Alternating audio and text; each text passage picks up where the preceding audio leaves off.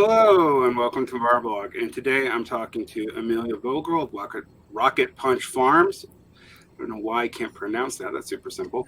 And Chris Whitson of Bromvita Farms and I guess grocery store. Yeah, we do a lot of different things. Yeah, and they are two ecologically conscious small business owners and farmers out in the Southwest.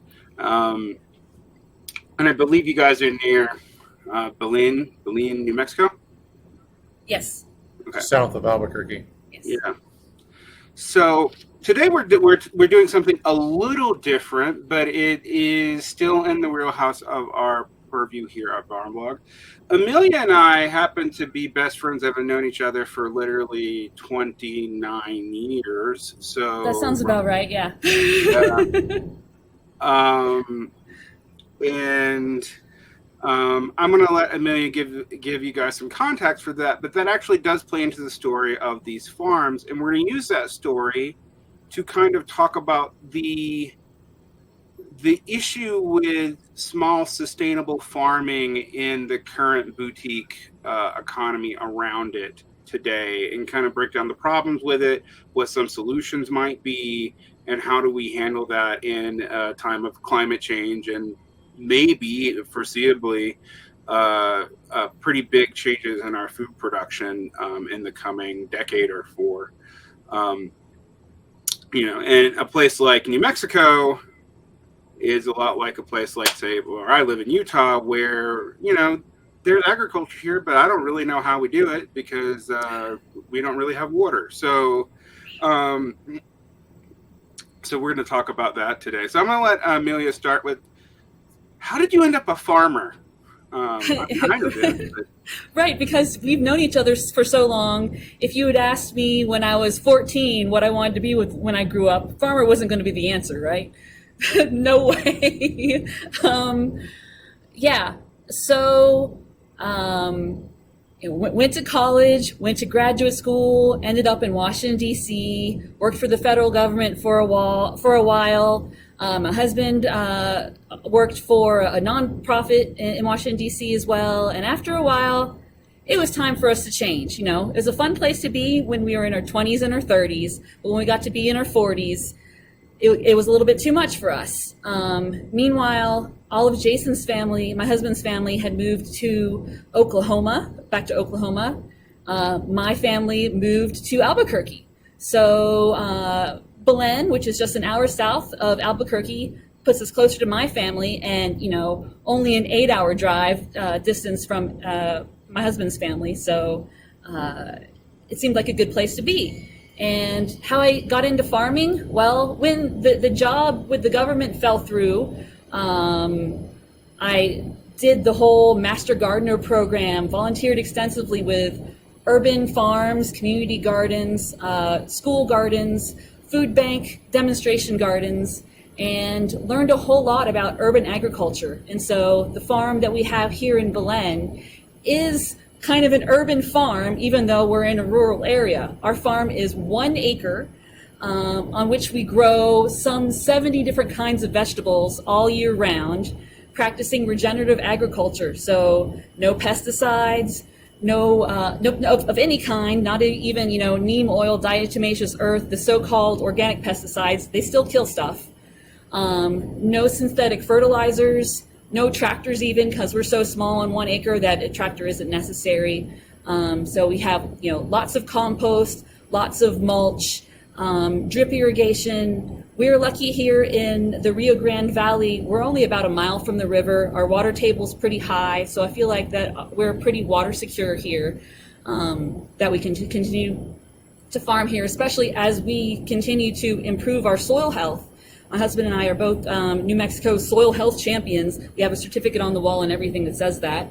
And so,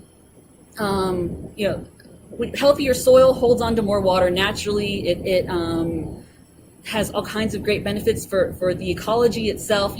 Soil is the ecology beneath our feet that most of us, don't think about most of the days, but it's what makes all the life above ground even possible. that's my soapbox. Have I answered your question? Yes, you have. So, one thing I would say about that is there's a whole lot to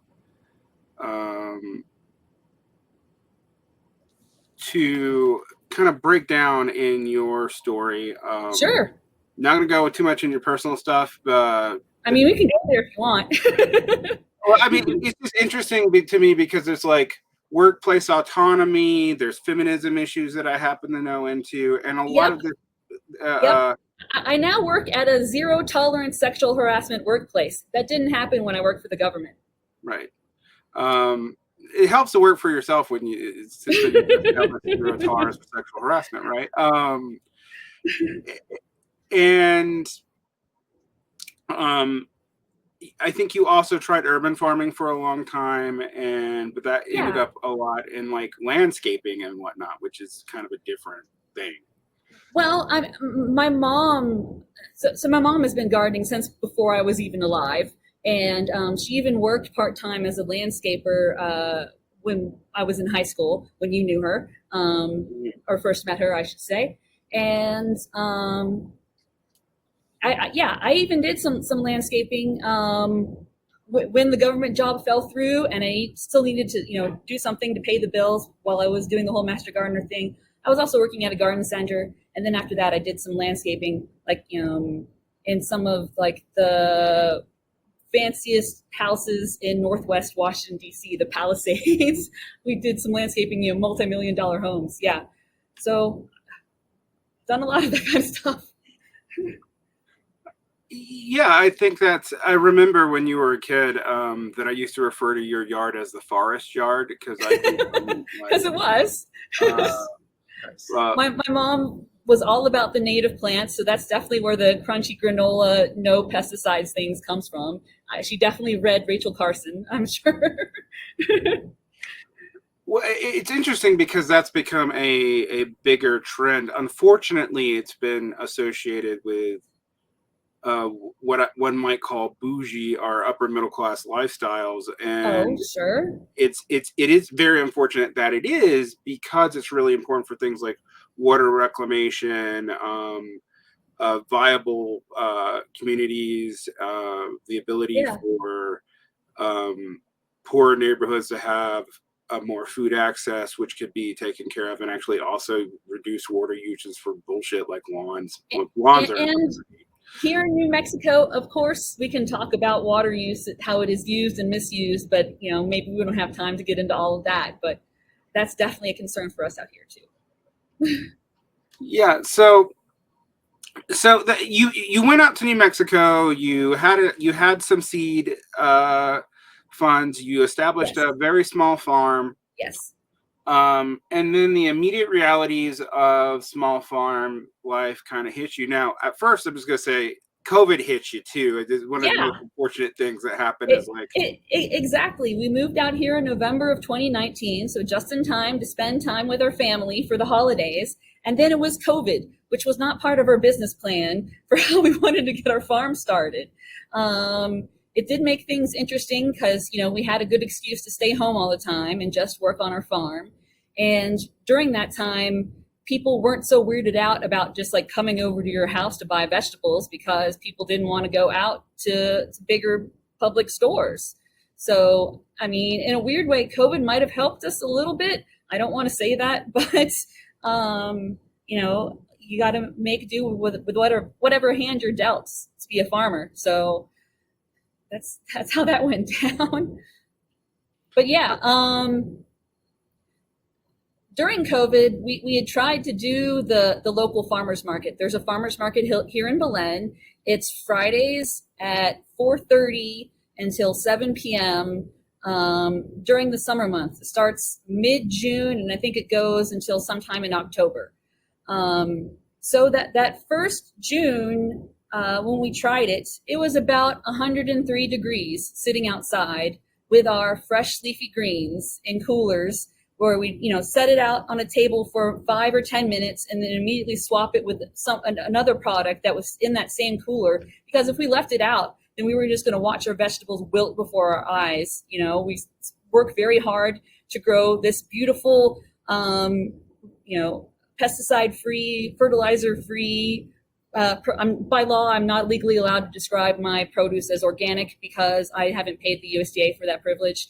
But we've worked very hard to produce these vegetables, and it didn't make sense to sit outside, especially because, the customers weren't having a good time either. They have to be outside in 103 degrees to go shopping. I don't think they're going to stick around for very long and see what all you've got and ask you a whole bunch of questions. They're going to buy, what they need immediately and go. So it's not a good scene for anybody. So yeah, that was one thing that I immediately saw was the farmers markets, not so good. Maybe that hand's easier to put thumbs down in front. Mirror image thing threw me off for a second. And then we also tried to start our own farmers market. We called it Saturday Mornings on Becker Avenue. This we did last year, starting in mid-March, going through about the end of August was when we all ran out of steam, because the three of us who put it on the market were all independent small business people, donating our own time and spending a lot of energy trying to get this market going in a small town of 7,000 people, where frankly it was a slog to get people to come out to do it. It was difficult to get vendors, impossible to get food trucks. They would come once and then say, "Oh, I'm not going to make any money here. I didn't make any money. I'm not coming back." And yeah, customers didn't have a great time either, in part because of New Mexico's unpredictable weather. Our market was 8 a.m. through 1 p.m., I want to say, or noon. Sometimes we close it early. And, in the spring, New Mexico has winds that just blow everything away from about mid-March until it decides to stop blowing. And that year, I think it went until about July. And then we had, I think, 2 heat waves where it was above 100 degrees for a week or more. This year topped that. All of July was above 100 for pretty much all month long. So I'm glad we weren't out there this year. And yeah, then the monsoon rains come, and so you get these heavy rains that come out of nowhere seemingly. So it's very difficult to have outdoor markets in New Mexico at all, really, especially during the active growing season when things, there's things to harvest. And of course, we don't grow just during the growing. I mean, we grow all year round. We have a greenhouse that we're harvesting lettuce from all year round. So even a seasonal market doesn't serve us, because then what do we do with the foods that we're growing over the winter? Well, that's why I'm glad I met Chris here of Bonvita Farms. Yeah, well, we'll talk about what Bermuda is in a minute. I think there's a lot of the conditions there that are really interesting to parse a little bit. Sure. Let's talk about the economic structure of a farmer's market, because a farmer's market is operated in the same way. To forgive my sort of maybe shocking analogy, as a strip club is operated, where you pay as the vendor for access to an audience, or for customers. Yes. And there are reasons for that. There's maintenance that has to go into that. There's, and some of that is unavoidable. Mm-hmm. But it does seem like, and this is, I've known from you guys, but I also know because I do some of my produce shopping here in the local West Side food market in Salt Lake.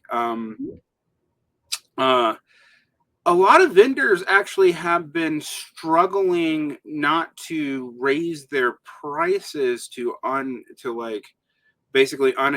price themselves out of their own market and still make a profit at some of these farmers markets. If you go to farmers markets that are in lower income areas, yes, the fees are a little cheaper, but there's usually less people there. And if you go to the more affluent ones, the fees are a lot higher and there's a lot of people, but there's also a lot of competition there, and There's There's also usually a waiting list. right, yeah, and you can't just get in, and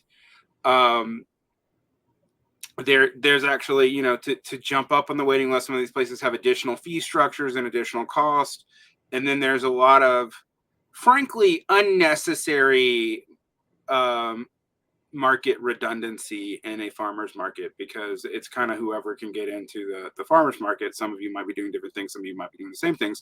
Competition is somewhat good for the consumer, but when everybody has to raise their prices to meet the farmer's market fees, it's not really going to help them much. So, you know, am I describing this fairly?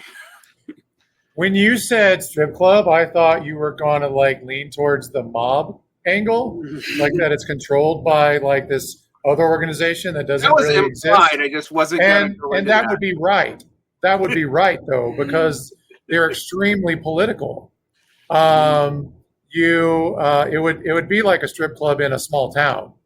That's what most farmers markets are, is because at most markets there's one or two vendors that do really well, like they make their living at that market, but then the other 90%, 95% are barely making it. And so it's like, you know, and then because we ran into that, we've been harassed at farmers markets by the actual people that run the markets because we were too popular. And we stepped on the toes of the people that have been there for 10 years. Yeah. So one thing that I kind of talk about separately from just farmers is the weird, like there's most people focus on large scale business in the United States. There's good reason for that, and like the mega corporations and near monopoly capital there.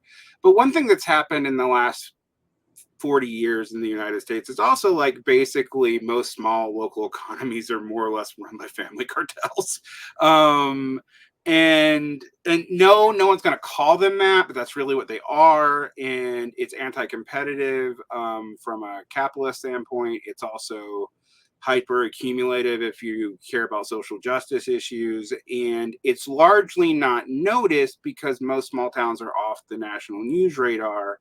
So this element of the economy, which is pretty common throughout the United States, is not really discussed much in a lot of news media. And yeah, that was the other implication by the strip club. And I'm glad you picked up on it, is that, yeah, usually it's an unsavory family with local control who has the ability to do this. And they're setting up, you know, they're charging like their customer is not your customer, it's you, which also puts you in a weird relationship to them and the other vendors in the scenario. And sometimes that leads to antagonistic relationships between like food growers that there doesn't need to be. And you know,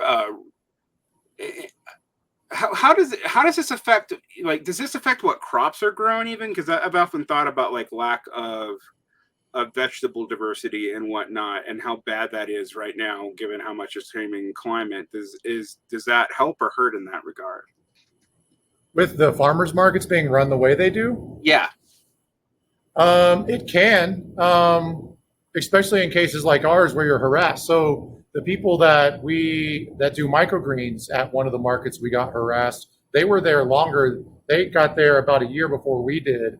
And they told us that before they did microgreens, they were doing other vegetables, but then they started getting harassed by the people who also grew those vegetables, and that's why they switched to microgreens, which they're doing really well on microgreens, so they're okay with it now, but they were forced into that corner by those politics. It wasn't something that when they first started going to that market, microgreens was not something that they were regularly bringing, but now it's most of what they do.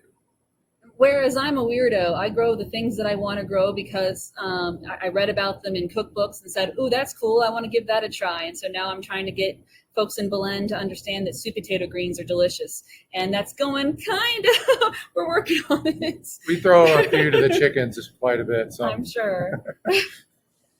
So that brings me to Bromvita Farms and what you guys are trying to do to deal with this distribution issue, be kinder to the consumer and whatnot. And while I think people who know my show will be like, why are you guys talking small business owners? You're a communist. People who know my concerns about ecology know that I actually do think you have to provide better market opportunities and whatnot in the current environment to push back against monocropping and all that. I mean, one thing that I was doing research on recently is we were talking about the plight of the small farmer, and I'm like, yeah, the small farmer is like 0.08% of the population or something like that. It's tiny. Was that on the chart that you showed? No, that was how much a farmer's market actually serves of their population. Oh, Yeah, it's pretty small too.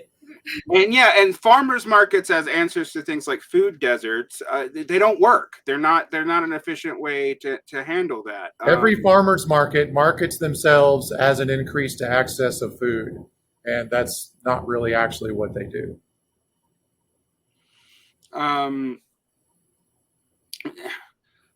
What do they actually do? It's a fun event for people to get together on a weekend.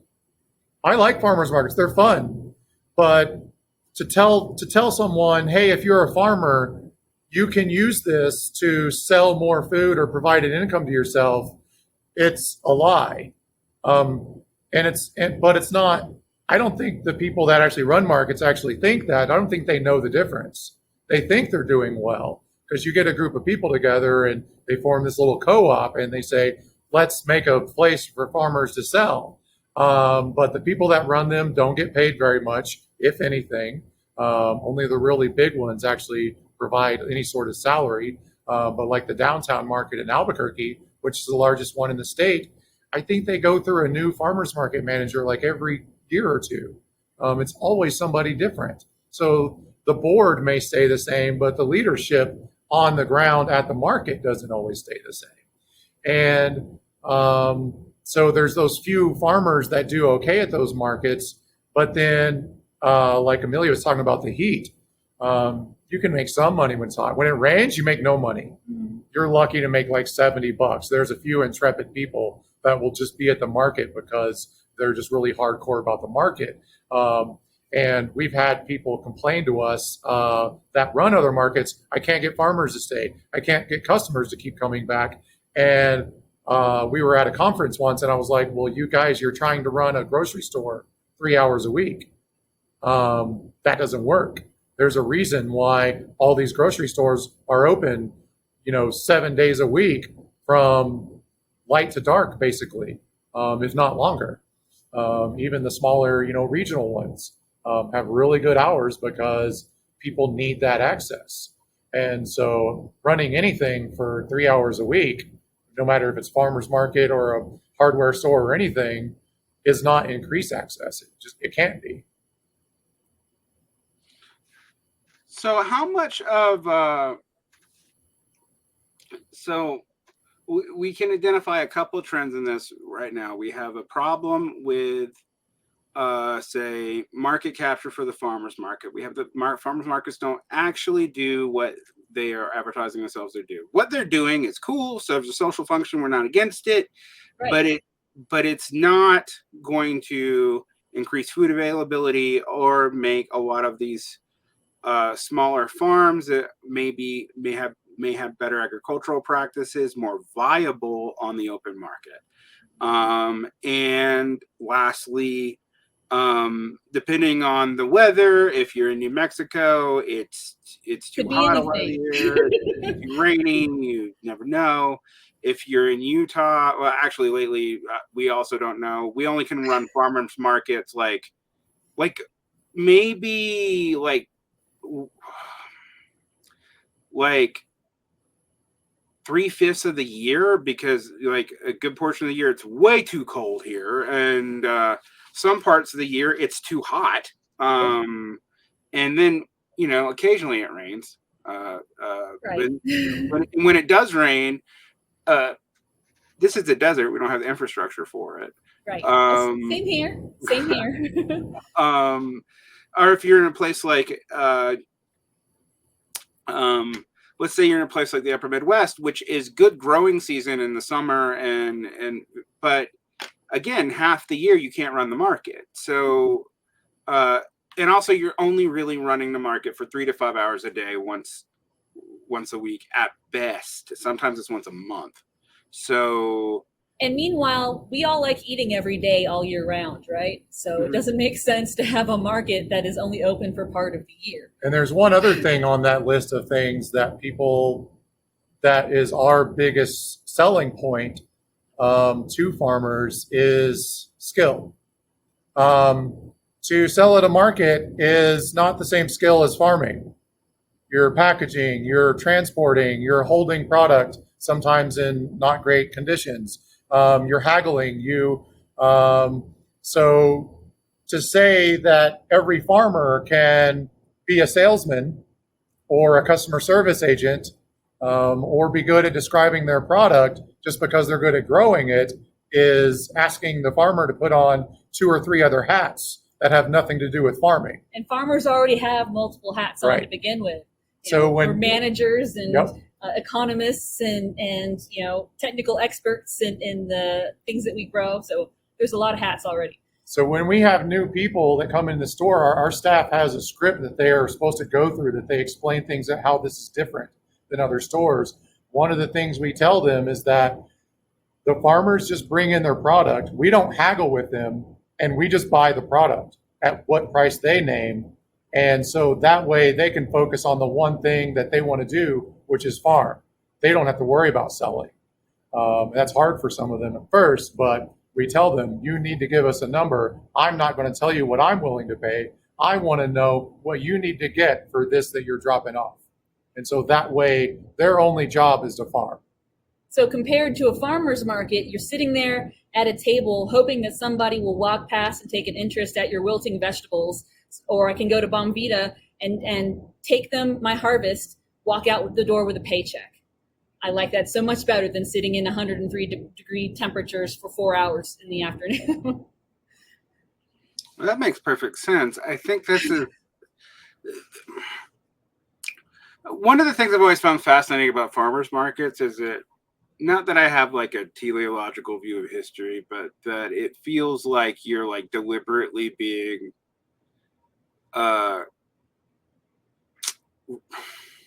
you're pretending that like 200 years of efficiency research has not happened. It's just it's just like, okay, so take my elbow off this. I'm keep shaking the laptop. You're right, and that's why I called it an event, because in some farmers market there's a guy there playing a guitar, and sometimes they bring a horse to ride or ponies. They're painting kids' faces. Yes, and it's a mini table. fair. It's an old medieval fair where you have to pay for the food instead of work for the town lord or whatever you did in medieval times to get your food.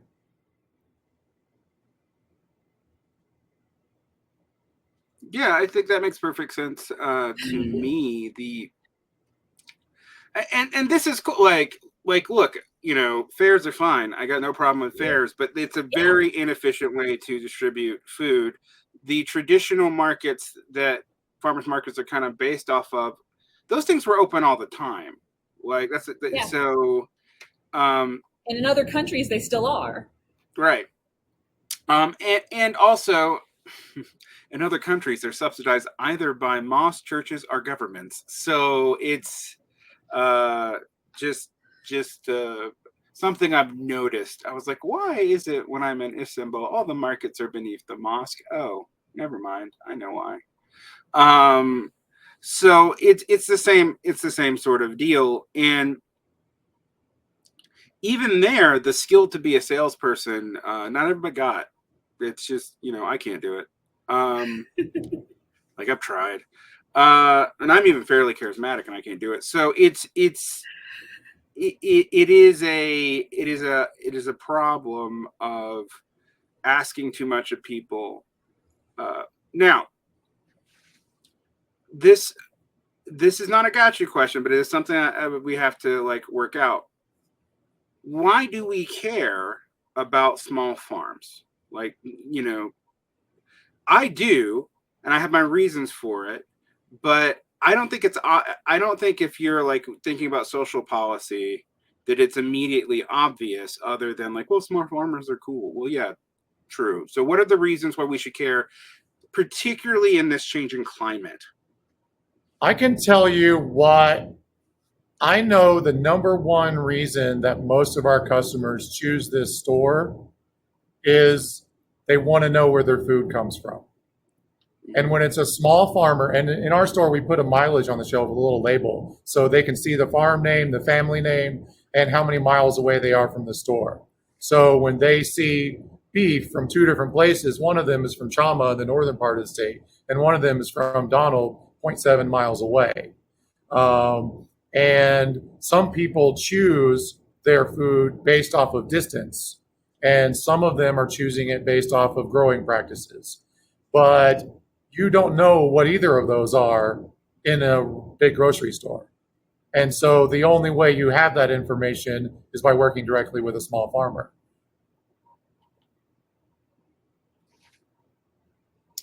And why is that information important? I mean, I know why your customers say it's so important. that people knows where their food came from. Okay. That's what they want more than anything. They want to know they can trust. It's trust. Yeah, they want to be able to trust. I was about to say that.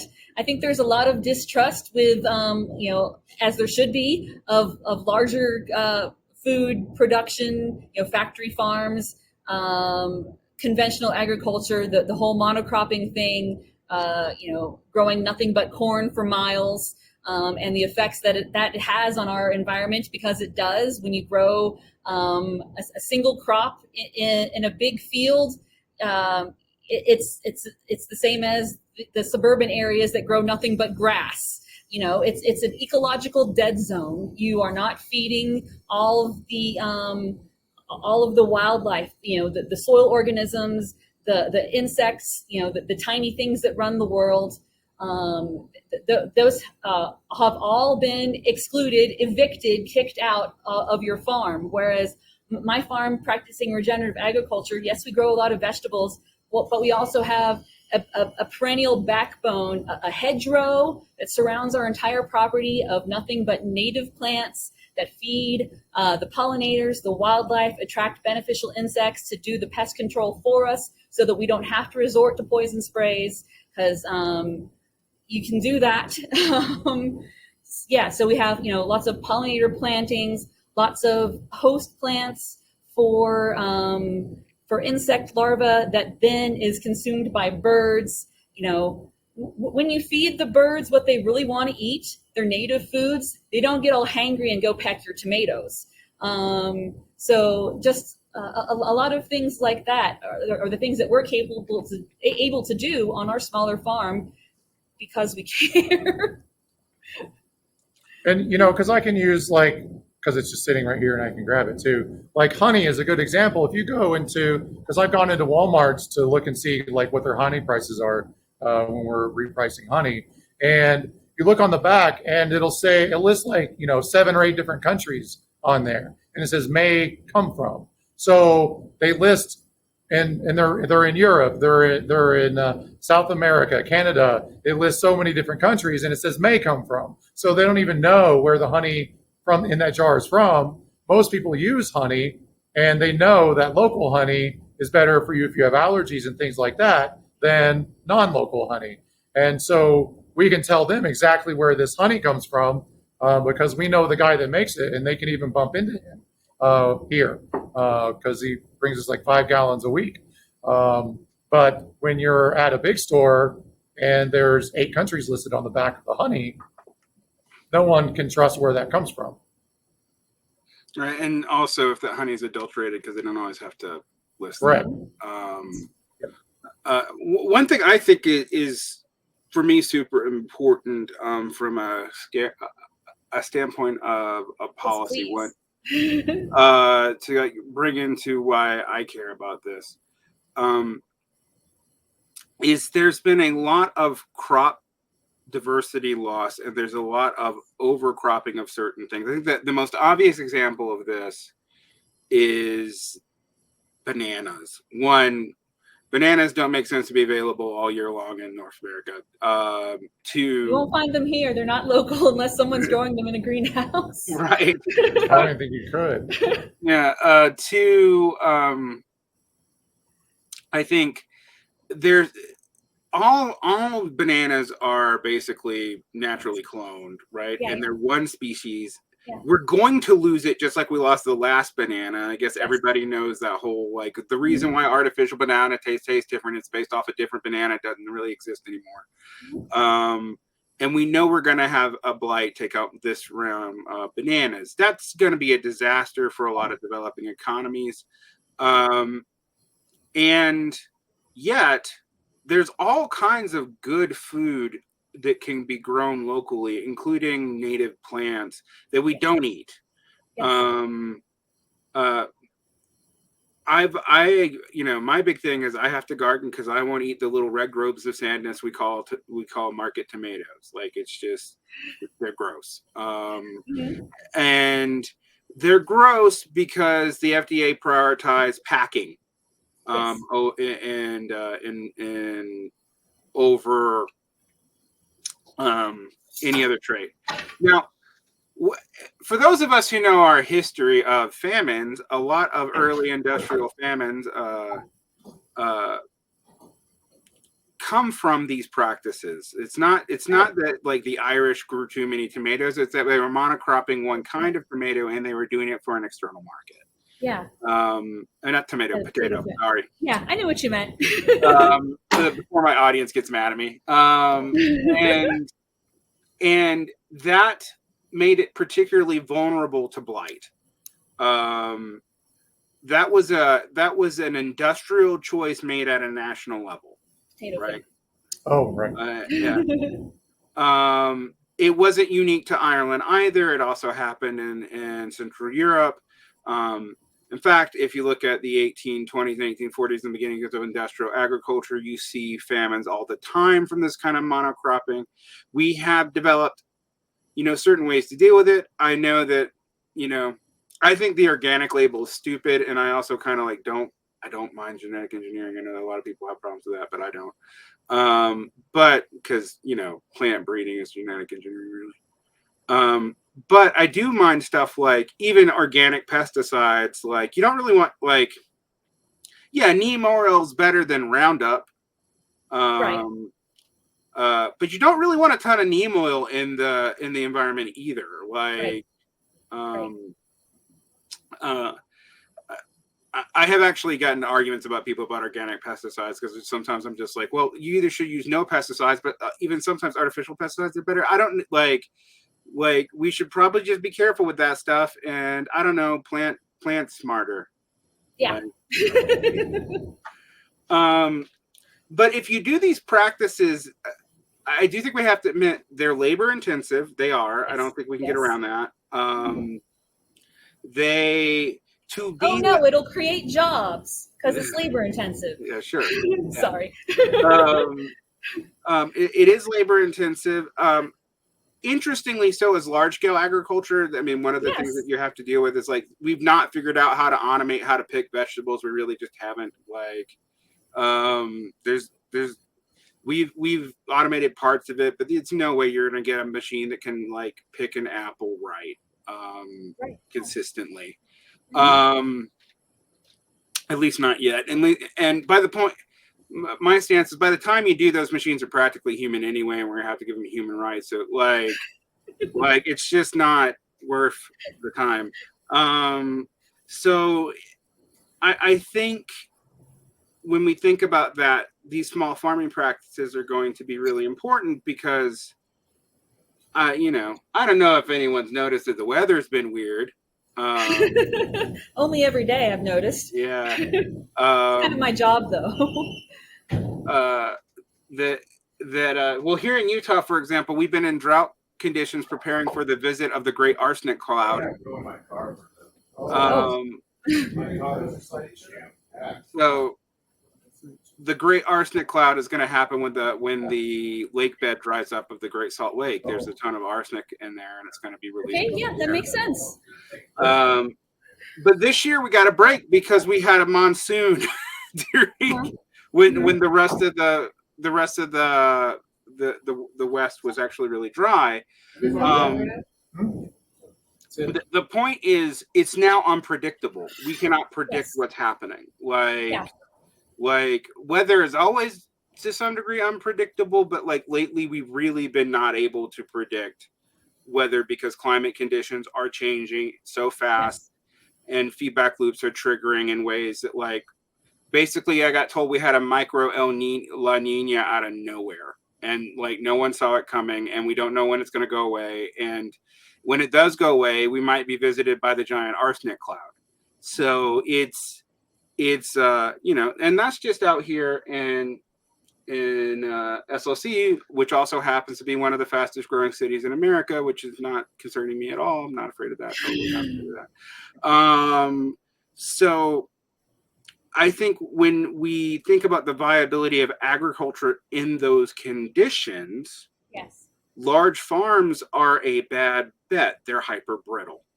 They probably can't move and adjust as quickly. I'm sure. Whereas, I mean, part of why we grow so many different crops on my farm, Rocket Punch Farm, is to be able to have at least something to eat if things go wrong terribly. And this summer it did. The entire month of July was pretty much a heat wave. My tomato crop is virtually non-existent. I planted 96 tomato plants on 1 acre is a lot of tomato plants. And in past summers, every horizontal surface of my house was covered with ripe tomatoes of a dozen or more different varieties. This year, they're starting to perk up now because we're past that 100-degree heat. When temperatures hit 104 for 4 or more hours, that deactivates the pollen in tomato flowers. You get no tomatoes. So we hit those conditions, and it really delayed our tomato crop and killed a lot of plants, not only because of the heat deactivating the tomato pollen is one thing, but also heat just stresses out plants, especially here in the desert when it gets cold at night and then gets warm in the day. It's not unusual for us to see temperature swings of 50 degrees in a single day.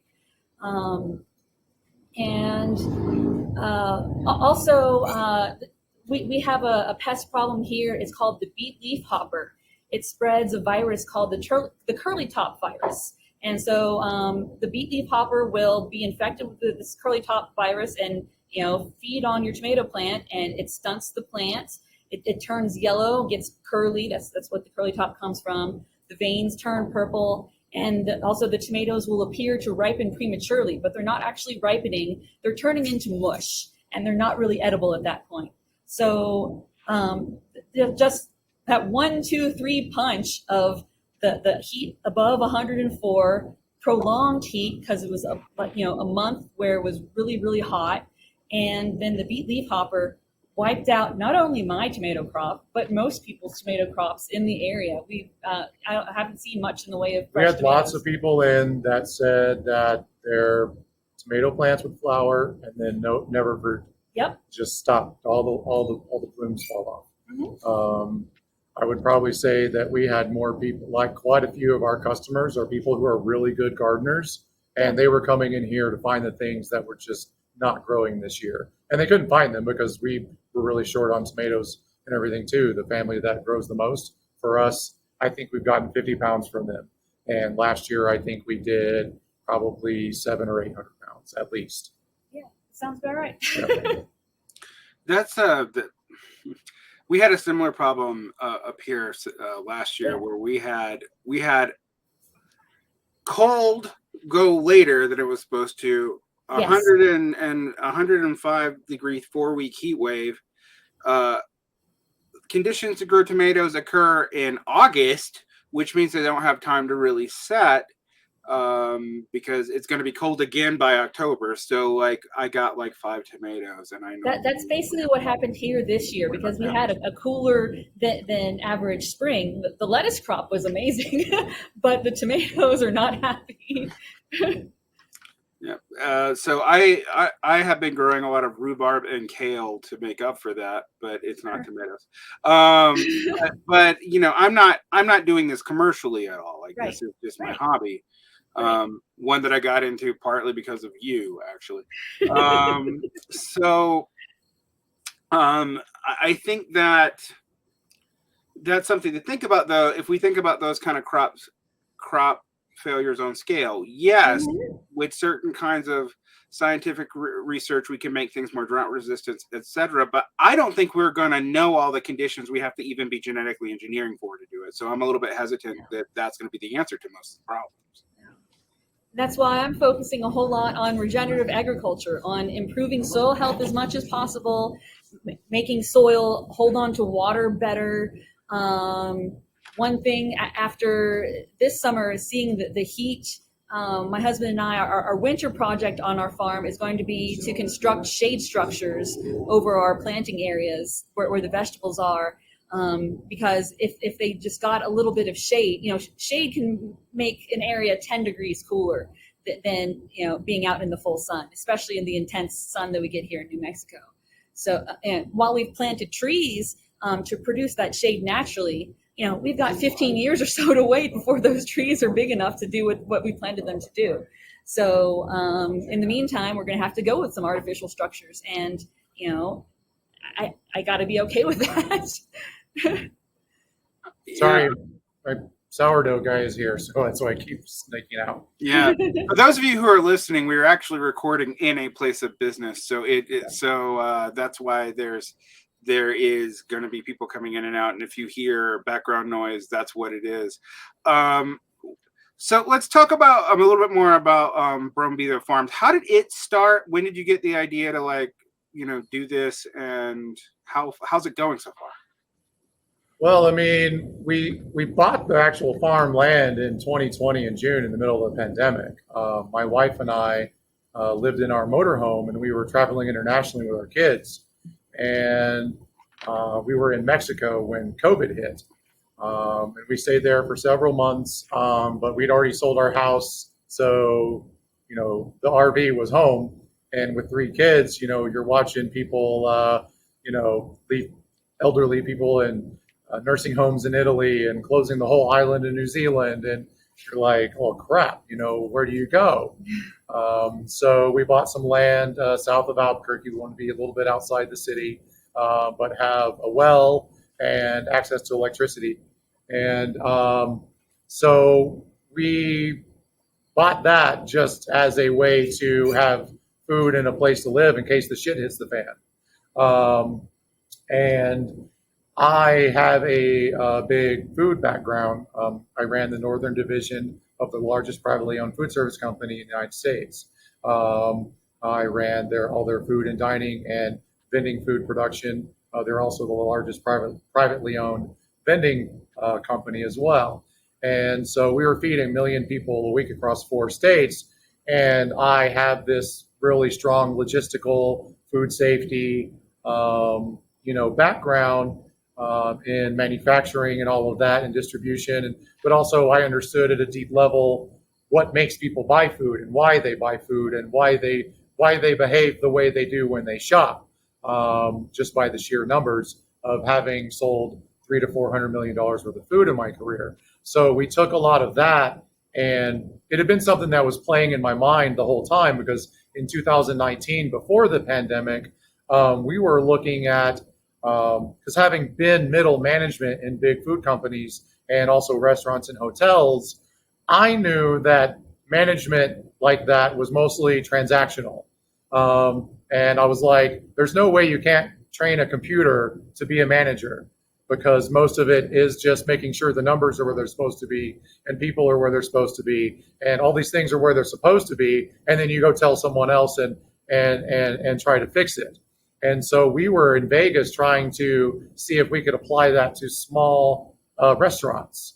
I wanted to automate and program management and give ownership of the store to the staff.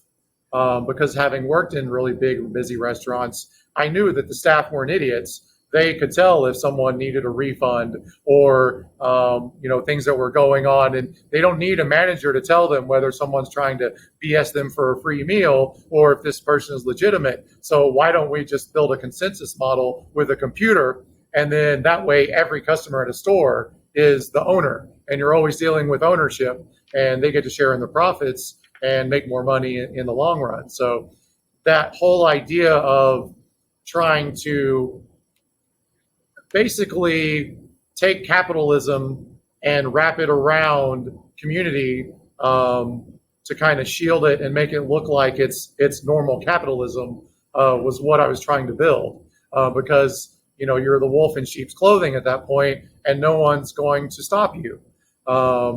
And so when we started going to farmers markets, we would run into these small farmers who would they sell one thing, honey or beef or potted plants or whatever it is, and they would be like, "Oh, I made $20. I made $8 today," and it's like, you were here for 3 hours and you made $8, and so then they would leave.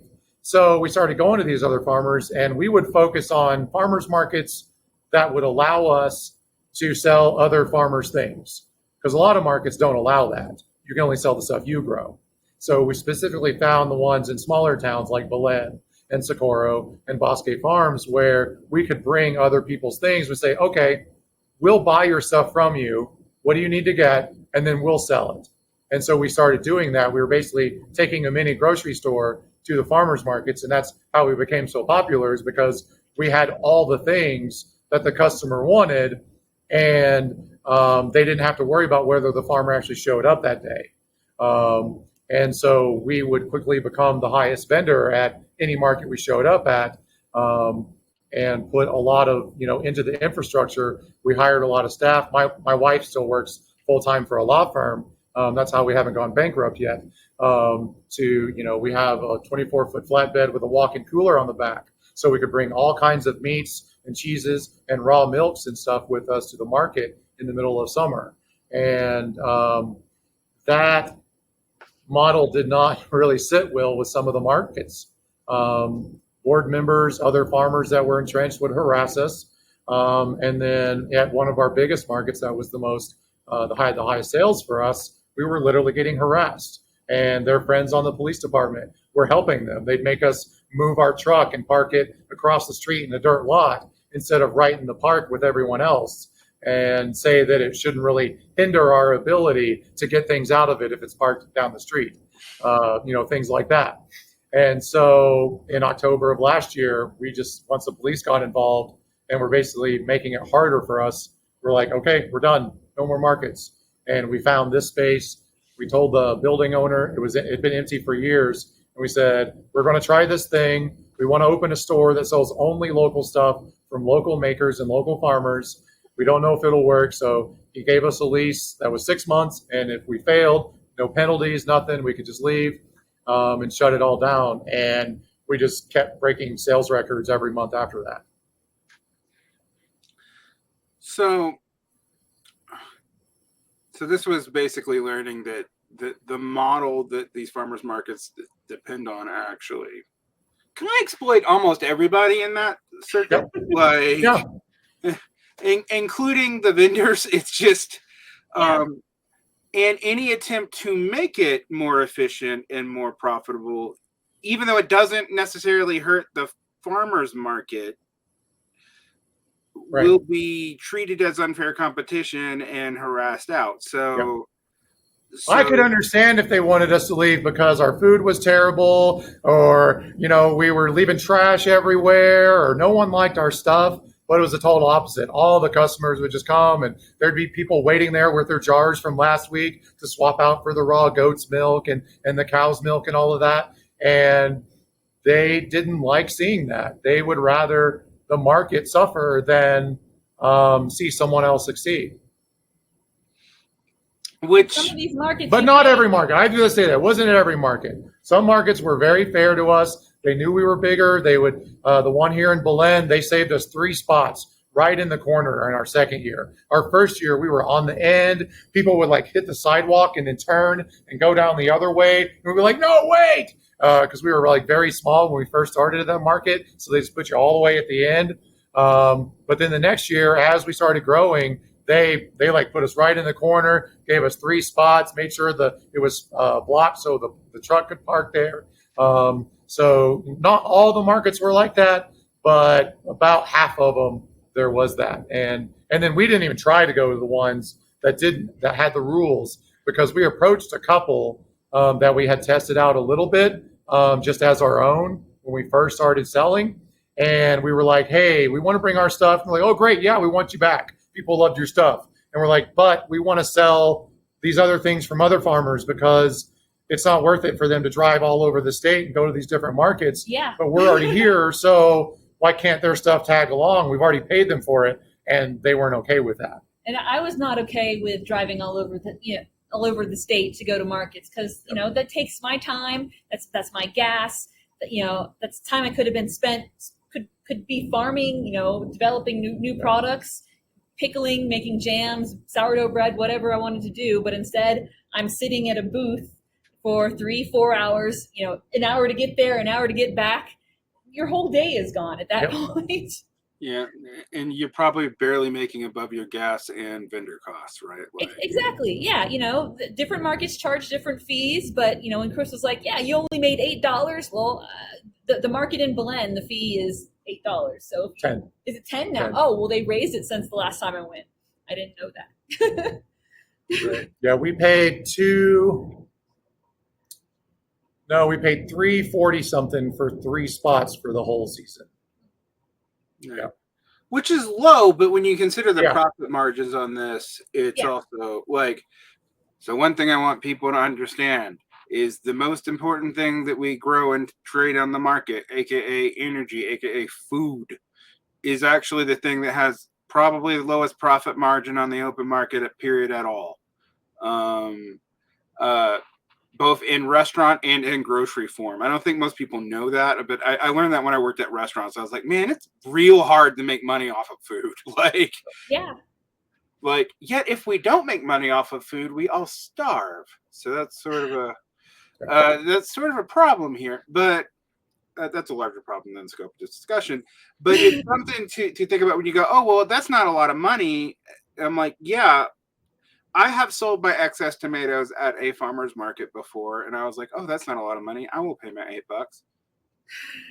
And actually here, we're in Salt Lake, it was $20.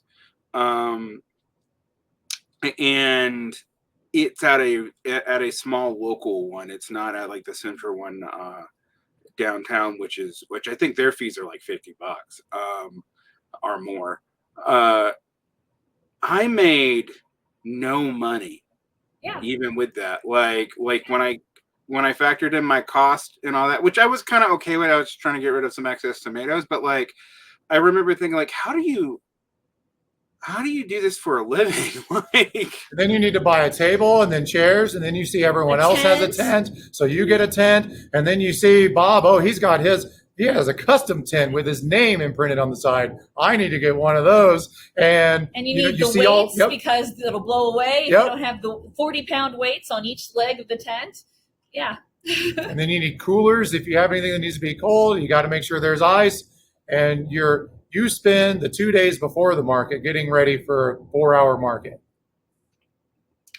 Absolutely. Yeah, and all I was doing was getting rid of some excess tomatoes. So I've been there, and I just remember extrapolating for that. And and some of the get-ups that you need for some of these bigger markets, like the one I'm thinking about here in Salt Lake, it's going to be significant thousands of dollars in gear to be competitive. Sure, your logo on everything, your vehicles, your tent, all your bags. And then most of the farmers don't know that or do that because, like I said, that's a different hat to do that branding. Most farmers think they're lucky to get there with everything that they grew, that the bugs didn't get it or a hailstorm didn't come, much less how do I do branding, marketing, pricing, customer service, and get them to come back the next week too. Right. So I guess the other thing that we should talk about is the effects this has on pricing. One of the things that sounds like you do is you actually price competitively, which is good for, we are expensive in some places. We get that a lot because we don't haggle with the farmers. We pay them whatever they ask. And sometimes it's high, sometimes it's low, but we have about 33, 34 local producers we deal with. and it kind of averages out. Produce, at the end of the month, we maybe break even because with produce, especially with us just buying it out flat as inventory, if it's slow, we don't sell all of it, and it goes to our farm, and we recycle it into food for animals. So it doesn't get totally wasted like it would at a regular grocery store, but trust me, I would much rather sell it than feed it to my chickens or the pigs. And so, yeah, we try to get a margin on everything because we do have to pay. We have a staff of 5. We have rent. We have a huge electric bill because we've got coolers and freezers and air curtain merchandisers. And this is only an 800 square foot store. It's very small. But we do hear from customers that the price is a little high. But then we explain to them what the actual economics of farmer income is. And we show them the chart of small farm income from farming and how it's almost near zero for the median farmer. And that $70,000 to $80,000 of their income is non-farm income. And they're working at Tractor Supply or Amazon warehouses, or the wife is a bookkeeper. And what they're actually paying at the big grocery stores is maybe the seed costs and the fuel and all the labor and their mortgage and their health care and everything else they're doing, having a job off the farm. And so we explain to them how they've been tricked to think that growing food is easy and cheap, and that a potato should be, 25 cents, when it's probably more like $1.50, $1.75 to actually grow that potato. And that's for a local potato that has no transportation costs. This is actually something to talk about when we deal with scale. And it's something that I think that in the United States in particular, we're not particularly great at, because we've been dealing with leveraging international crops through externalizing cost elsewhere to keep prices low. And those costs may not be obvious monetary costs. Their cost in fuel, their cost in nitrogen, their cost in killing off large portions of the seabed through nitrogen drift. Yeah, we say that with customers. We try to tell them that it will help if they think of price and cost as being two different separate things. The price is what you actually pay in trade for whatever you're getting. But when you look at everything, the cost can actually be a lot higher. And that's one of the educational things we try to do with people who question the higher prices in our store. The ecological cost, the climate cost, the cost to human beings, right, who are laboring. Cost. Yeah. And that's not even getting into the elephant in the room of large market production of produce, is that more of it actually gets wasted than gets used. Yes. And it's maddening, actually, to think about.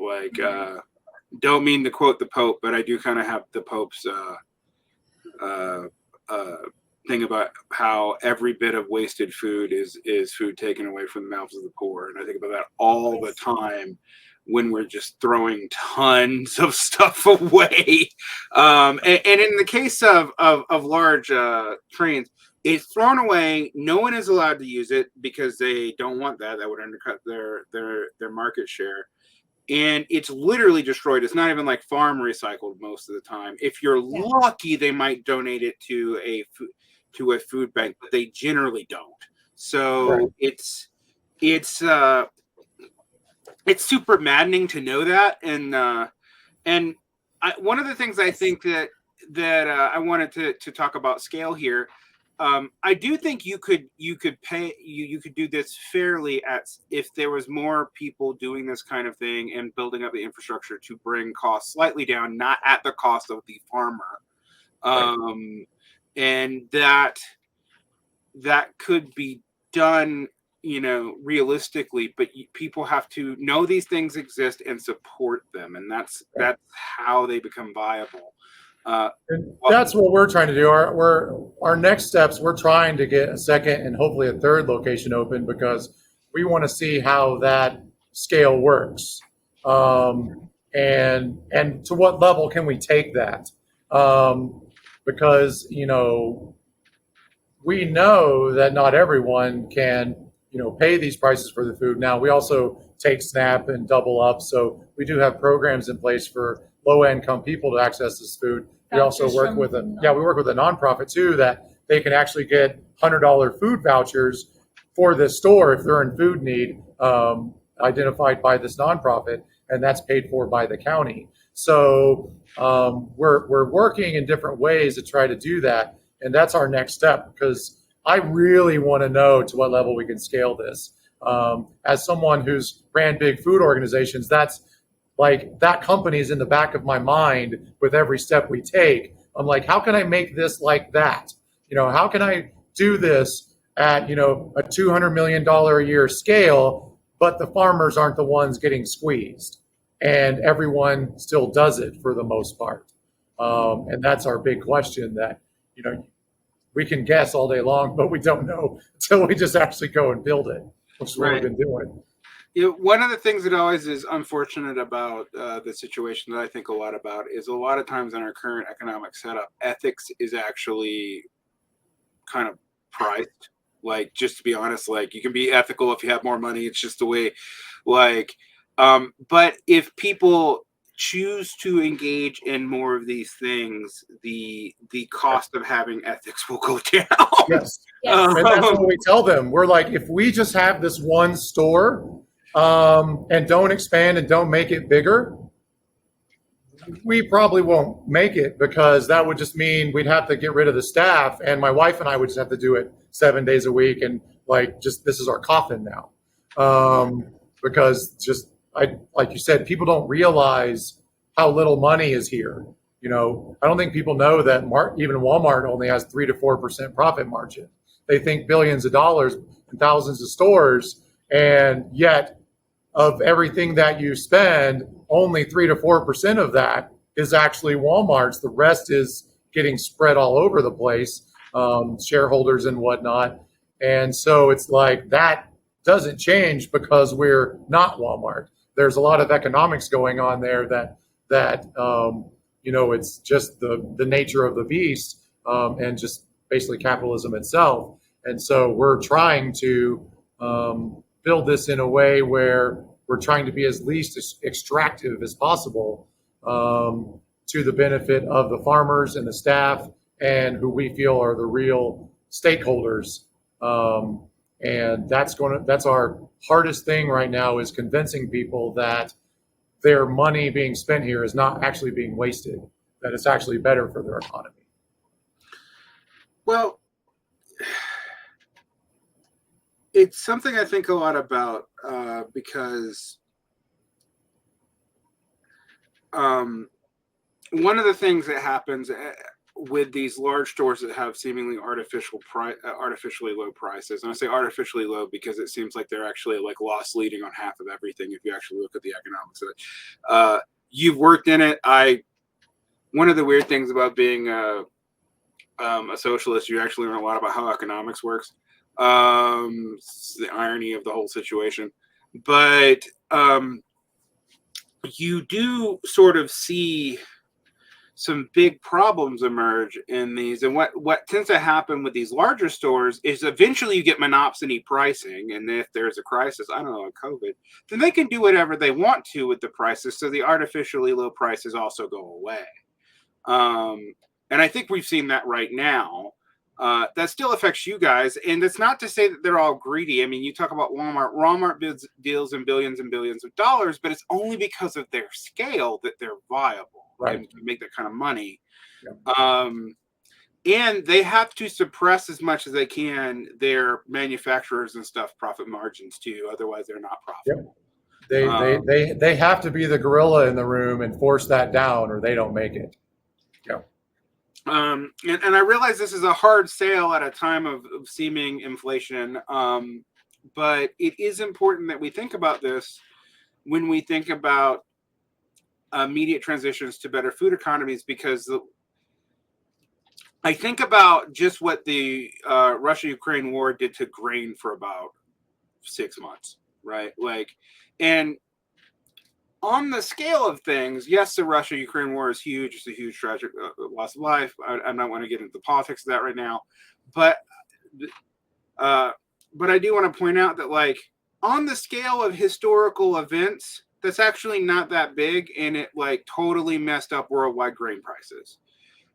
A lot more, even without war, of those kinds of disruptions are coming down the pipe. And I think people need to understand that, which means they do need to change their consumption patterns and the way they interact with businesses and what they advocate for.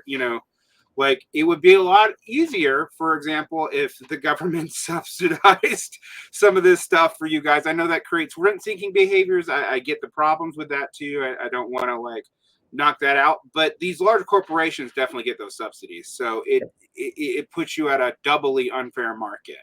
So it's just something to think about, and I think it's very important, because if we don't have these like more diverse farming environment, I personally think we're screwed in the next 40 years, because I'm just looking at, I just think about, like,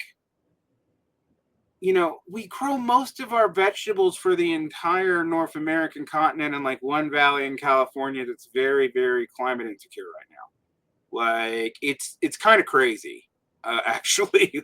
Like, and then you think about how much good growth land is in the Midwest, and we're just using for soy and corn, and that is absolutely it. Like, And it's getting destroyed. yeah. We lost most of in 2019, we lost most of a winter wheat crop, and like, it was a big deal, but no, like, people weren't paying attention, and then COVID hit, so they really didn't pay attention. But like, from time to time, it'll make the news about some big storm, like a derecho that goes through and knocks out all the corn, all the potatoes, whatever it is. Yeah, it happens. And we're going to see more of those events happening. Yeah, and I think we're also just going to see the conditions of where we're planting change significantly. So some of these monocropping things just aren't going to work. So we're going to have to deal with that, and a more diverse food ecology and market in the immediate, barring changing political policy, which I don't see changing anytime soon, is going to be how we have to start to deal with this. And I think that's something people have to really take in mind. And yes, I understand. I know I'm going to get it 1,000 times in the comments. There's no ethical consumption under capitalism, blah, blah, blah, blah. Yeah, you're right. But there's also like more and less ethical consumption over capitalism. So like, don't use absolute logic on this. And supporting local farms that are diverse and have better agricultural prices really are probably a good thing. And it's not externalizing the cost into the ocean or the soil bed, or into more greenhouse gases and large scale transportation. And the other thing, I think, I remember a few years ago, people were talking about this when we're like, well, the problem with the farm and food movement is largely, the transportation circuit, even for local stuff, isn't always great. And I'm like, yeah, but it could be. If enough people did it, you could actually. I would argue with that one. Okay. Yeah, because my thesis from the beginning is that if you take any major metropolitan area and you draw like a 1-hour drive circle around it, you're going to find somewhere within that circle someone making almost everything that you eat that can possibly be grown locally. Someone is doing some small scale butter and milk and cheese, and it may not be legal. They may just be doing it and selling it to their neighbors, but they're doing it. And if you sought them out, then they would be around. And that's kind of the gap that we've been trying to fill without explicitly saying that's what we're doing. But when you stand back and look at it, it's what we're doing, because people find those people from time to time, especially like the real homesteader people or the homeschool folks. They have these little tight-knit groups that they find spread out through an area, and they all try to make their own things and do their own sustainability and self-sustaining projects. And with enough of them, they're all doing all of them. So, but for your average family in a city to actually go and get and access all of that butter and eggs and cheese and milk and meat and bread and vegetables and fruit would take them dozens and dozens of hours once they found the source, who knows how long it would take them to Driving to actually. everyone's house. Because the honey guy, these guys, he's a second generation beekeeper. They run bees for about a 100-mile swath from Isleta to Socorro, and they've got more honey than they know what to do with.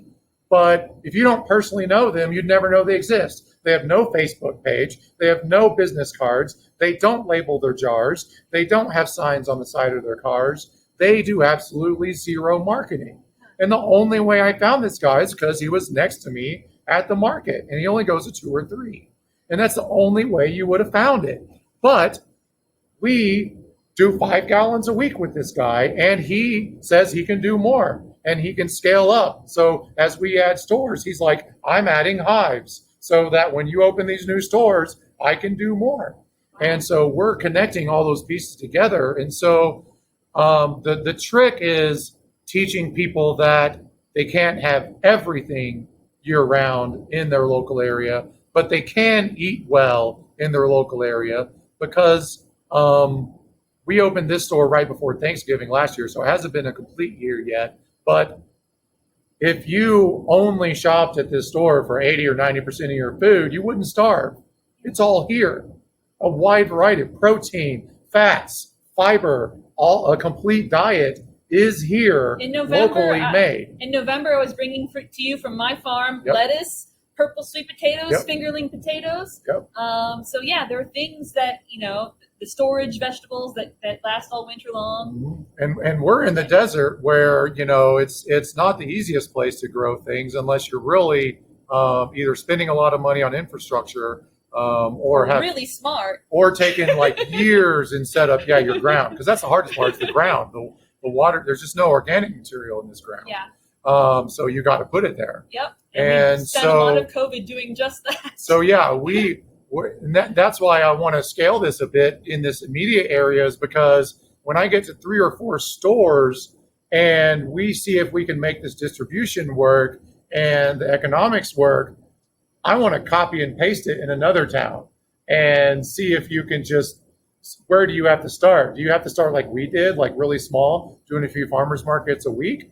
Or can you just go in and say, hey, we're building this thing, open 4 stores, spread them this far apart or make them like this and put them in these centers and then this, because, my wife and I do this a lot. We're like, if we just like had money and just built what we have today on, year one, would it have worked? And I don't think so, because farmers are naturally kind of untrusting. And if you get someone that's like, oh, I got $1 million and I'm going to build this local food infrastructure, I don't know if they would sell to you. When I first met you, I actually met you at a craft sale outside of the Black Smugglers Winery. Oh, right, their craft show. And you told me that you had actually sent me an email previously inviting me on board just to take things to farmers markets. And I didn't remember that, but I think that maybe I did. And I think maybe I saw that email and was creeped out by it. I was like, oh, look, here's someone else who wants to profit off my hard work.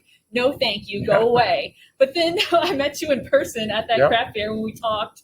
And I mean, we do want to profit off your hard work, but like 94 to 97% of the dollars that come through that door go back out locally. Right. Only a tiny fraction of it actually leaves the community. So that profit off of your back goes to someone else here. And that I'm okay with. That is something that it makes more sense to me, to be part of a community to have an economy that we're all choosing together and all building together is something that makes more sense to me versus trying to sell to a Walmart who would ask me for dirt prices. Or there was a tri-state distributor who wanted me to give her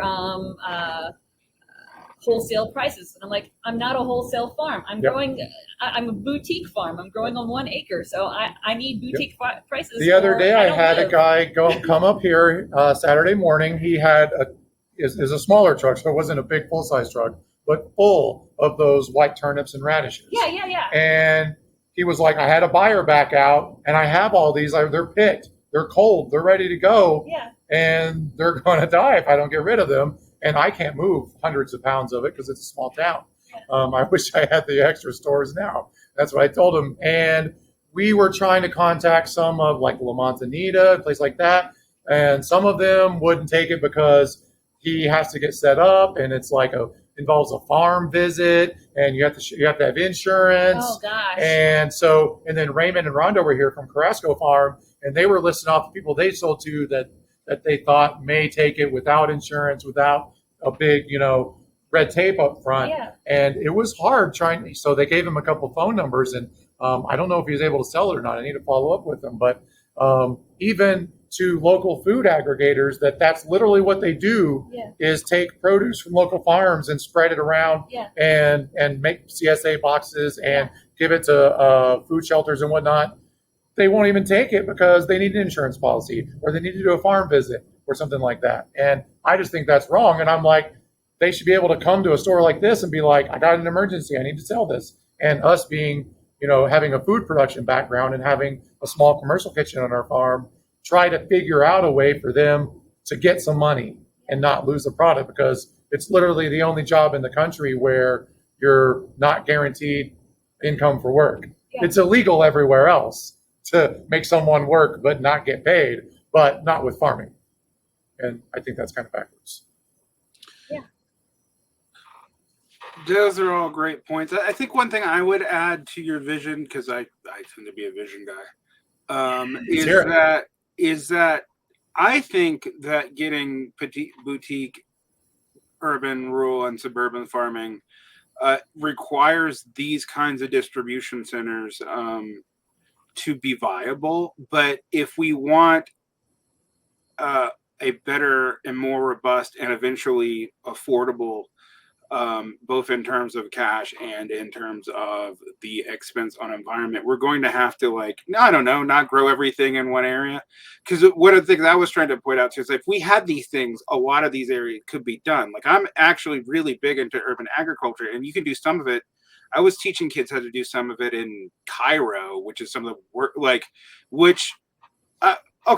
it's some of the best growing ground for about 2 miles, and then literally it's probably some of the worst growing grounds on the planet. Very strange microbiome around the Nile in Egypt, but nonetheless, they were trying to. Egypt has over the last 100 years gone from the net exporter of bread to most of the planet to an importer of food. And so one thing that we were trying to do is diversify local growth, but to do that, you actually do have to do urban agriculture and a lot of supporting stuff. And you also need distribution for it, because if you just grow that stuff and no one can get it, it doesn't matter. But I think I don't know that I want to see a world where like 50% of the population works in farming, but it would be better than it's like the 2% that it currently is. Well, that's why we built a commercial. Our farm is even further south than this store from the city of Albuquerque.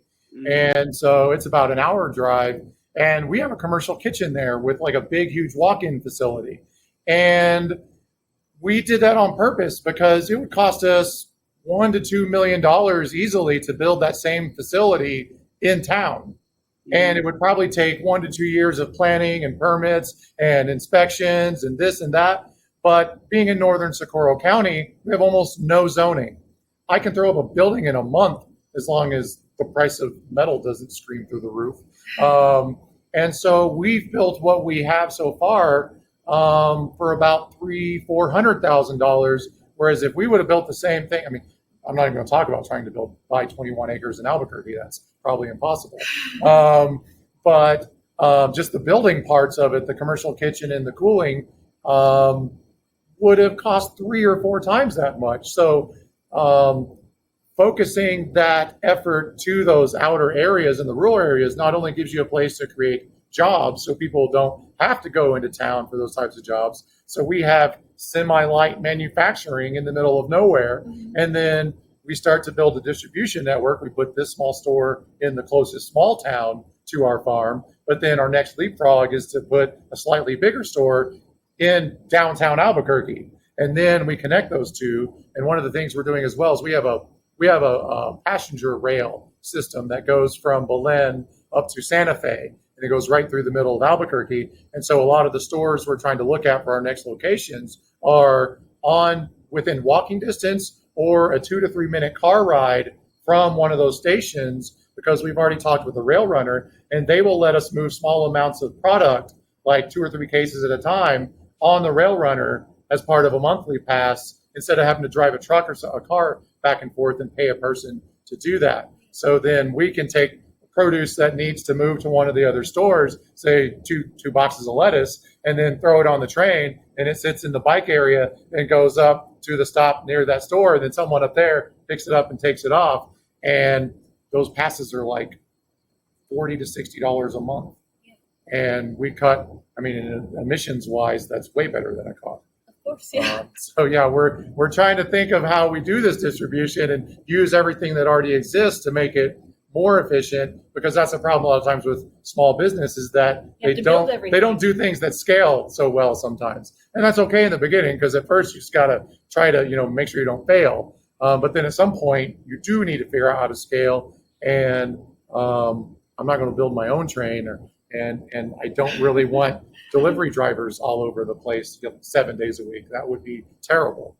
So working on those distributions, I think, is one of the more important parts, because then you do two things. You hopefully increase the number of jobs that can stay in rural areas, but you also already have something in place that because we try to reach out to other small grocery stores in other towns that already exist. And we're trying to figure out how to work with their infrastructures to move things around, because we talk to them sometimes and one of them grows his own beef, but he has too much and he doesn't sell much in Grant. And then the lady over in Mountain Air, she has a huge garden, and she's like, no one in Mountain Air will pay the prices that I need to get for the local produce. And so we've talked to them about trying to figure out how we swap products with them and move some of her produce here and there. And even with La Montanita trying to do that, which is one of our local food co-ops. So I think the distribution part is probably one of the most important parts, because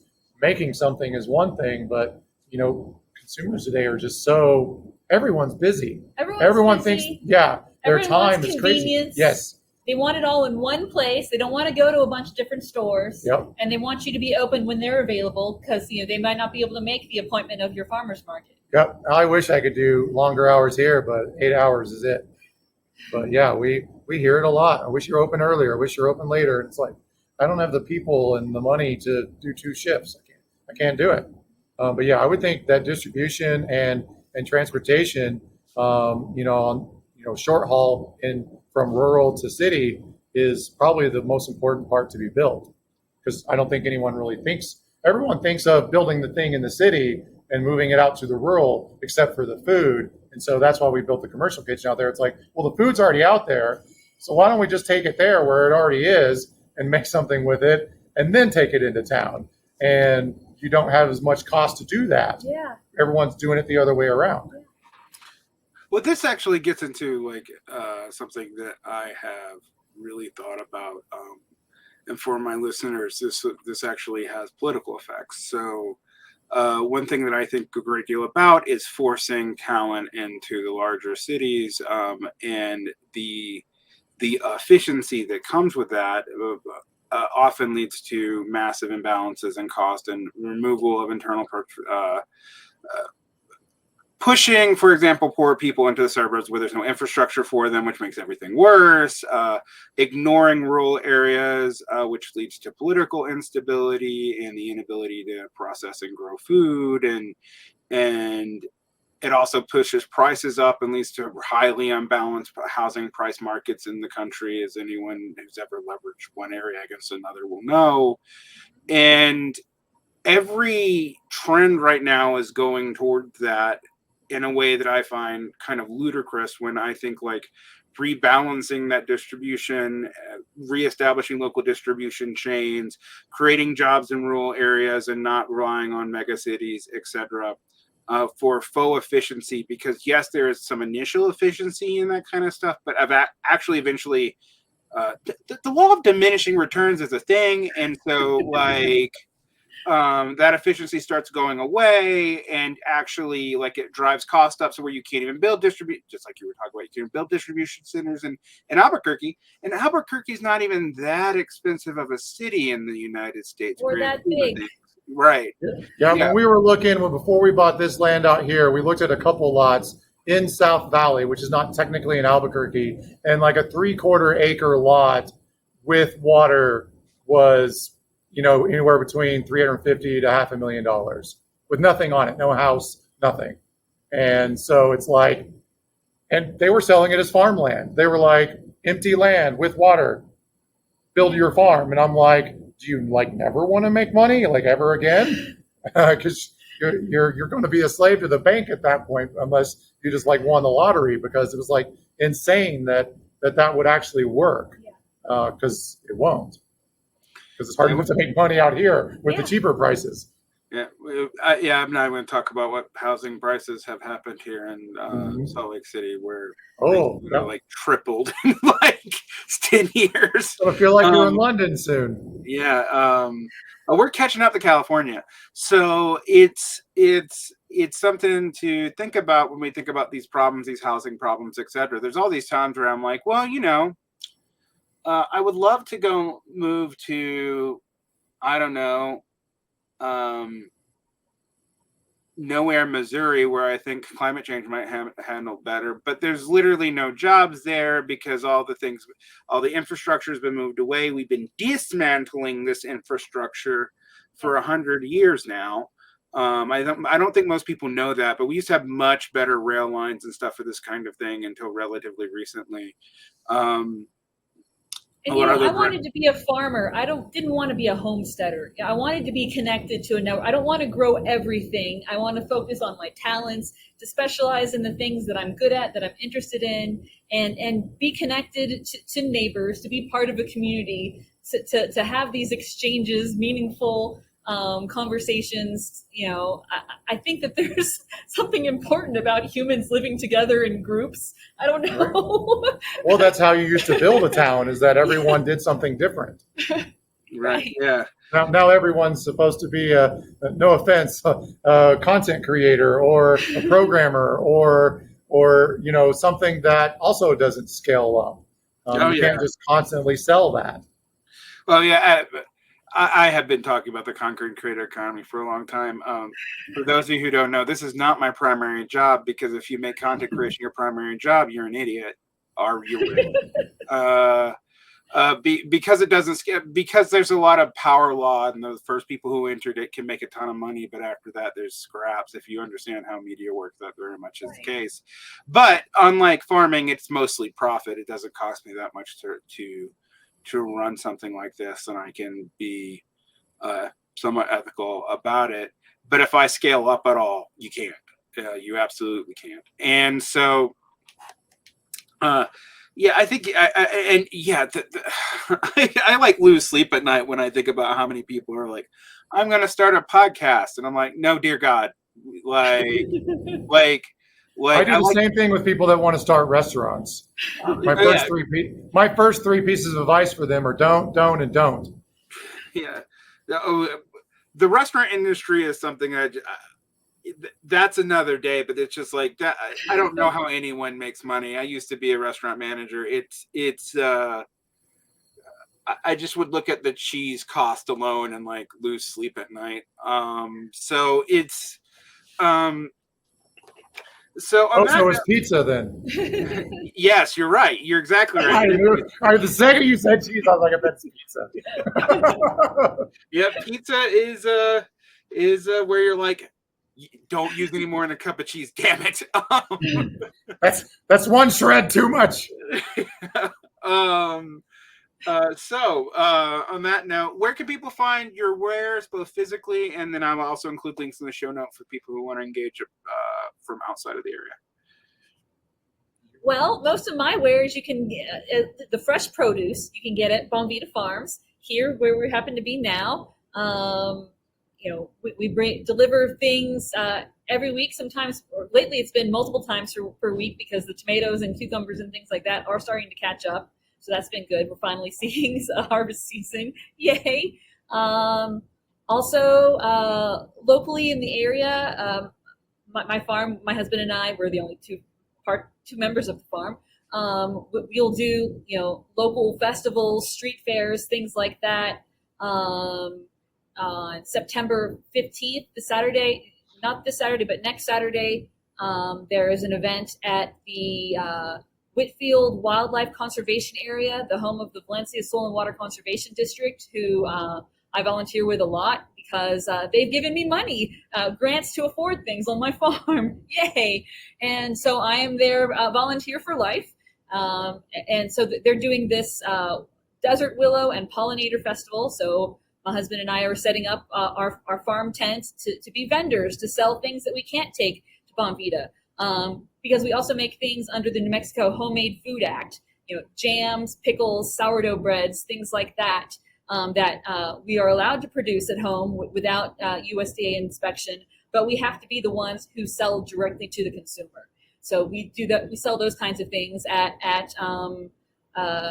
craft fairs, more special events, because we find that those special events actually even get more attention than farmers markets do. In this town. We'll even occasionally do those. Yeah. And then we also have a website, rocketpunchfarm.com, where if you want, we'll mail you a T-shirt or a cutting board that my father has made. He's been doing some woodworking and makes beautiful things, and he's been kind enough to kind of like cost share with us. We take a cut and he takes a cut, and it's all good. So, and then. My project is Bonvita Farms. You can find us at bomvida.com, BOMVIDA. It's Portuguese for good life. And so that's kind of what we hope we create for our customers, our people, our farmers, staff, and the animals too, except for the ones that make the one-way trip to town. Yeah, we're basically trying to build a grocery store that it's open 7 days a week. It does not haggle with the farmers. You're paying a fair price for the food so that everybody in your community is successful. Because we know that if we can shrink down that, what I call making money sticky, so that it doesn't leave your local area, that's a big deal. And that's really what we focus on a lot. And we're also running a campaign right now to raise money to open those next two stores. So if you do go to our website, then we do invite you to check that out, because we got about, I think, 13 days left. And we'd really like to hit the high mark so we can open two and not the minimum. So we only open one, because like I said, I really want to see how this scales and how we can do more, because right now we can't buy everything from all the farmers. And that's a problem, that we want them to be able to bring us everything they have, so they don't have to go sell it anywhere else and keep doing that legwork and wear those hats they're not supposed to be wearing. All right. Hopefully, also, if you are not in New Mexico and are also not a small investor who could help Bonvita Farm. So if you are a small investor, check that out. Donate to Bonvita first. Also, talk to me later. I hope people who listen to this also start thinking about how they can do similar things in their communities to make any of this business model Absolutely. One of the things that we always tell people is, because people just shout, shop local or buy from a local business, and we invite people to dig a little deeper and actually look at how your local business spends their money, because we have a little packing store next door, and that's a locally owned business, but a small fraction of that stays local because none of that, no boxes and FedEx and UPS are not local, whereas this store, 94 to 97% is local. So when people think about where they spend their money, maybe start that talk with your local businesses and find out where they spend their money, because you can have a huge impact if you understand where the money goes the step or two after you.